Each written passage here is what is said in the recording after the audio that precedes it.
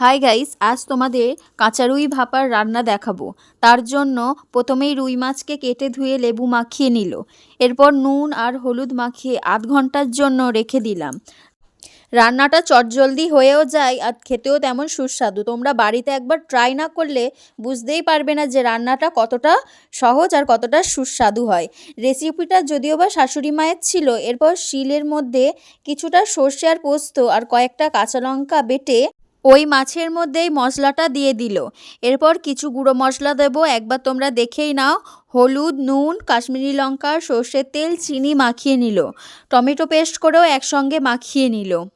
ভালো করে মাখিয়ে নেওয়ার পরে এরপর উনুনটা জ্বালিয়ে নিয়ে কড়াই বসিয়ে সর্ষের তেল দিয়ে কালো জিরে দিয়ে দিলেই এরপর মেখে রাখা মাছগুলো দিয়ে দিল। পরিমাণ মতো জল দিয়ে নাড়িয়ে চাড়িয়ে ঢাকা দিয়ে দিল।